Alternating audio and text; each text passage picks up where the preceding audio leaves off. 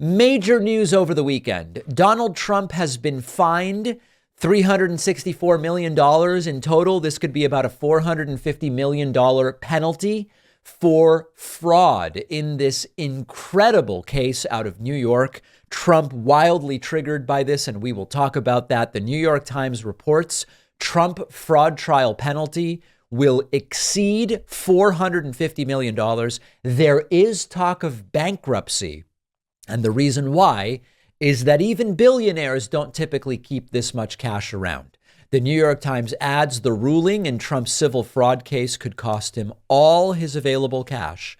The judge said that the former president's, quote, complete lack of contrition bordered on pathological.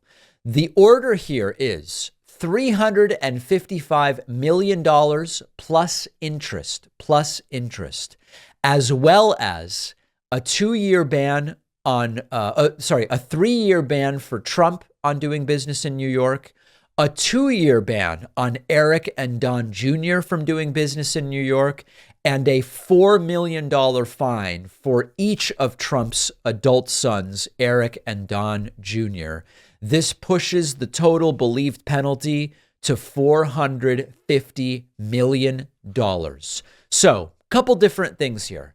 How could a billionaire, multi-billionaire, be on the verge of bankruptcy over $350 or $450 million? And the answer is he doesn't really seem to have that much cash. And in fact, when Trump needs cash, one of the tools he uses is the very tool for which he was found here to have engaged in fraud, which is to say, hey, I'd like a loan against my property, even though the assessor says the property is only worth $18 million.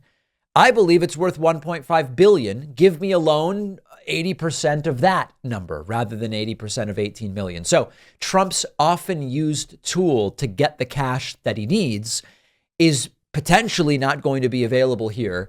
This is so damn funny. There's this influencer business dude named Grant Cardone. If you spend any time on TikTok or Instagram, you see Grant Cardone talking about how he cold calls and sells, and he's just a great salesperson and all these different things.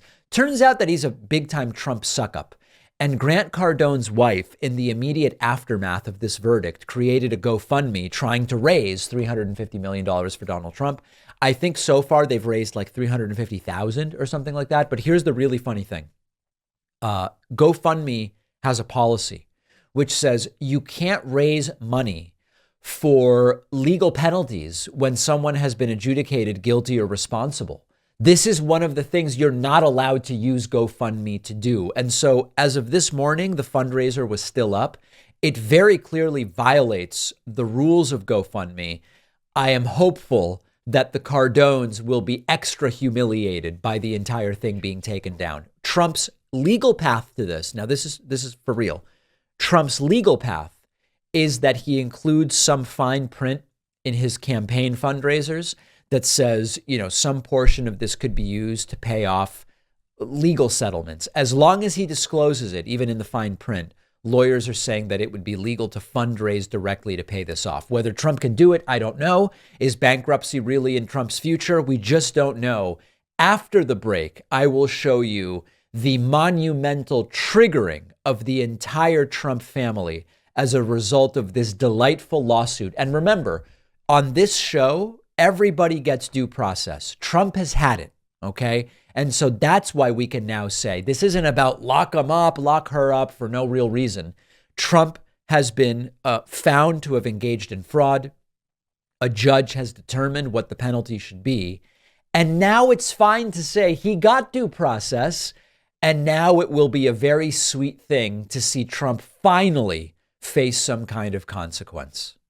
When you log into your Google or Facebook account, these companies have your IP address, which is valuable to them because when you do all of your other browsing online, almost every site on the web is sending your IP address and browsing activity back to those big tech companies so they know what you do across the internet. The only solution is to hide your IP address while you're online using a VPN. I use private internet access, the only VPN that is proven multiple times in court. They do not log your activity.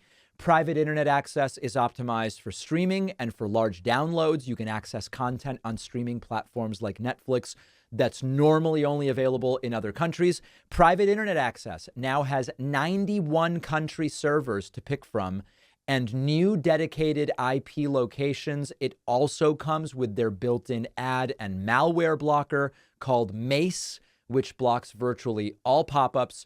Private internet access is giving my audience 83% off, comes out to $203 a month, plus 4 extra months for free. Go to piavpn.com/Pacman. The link is down below.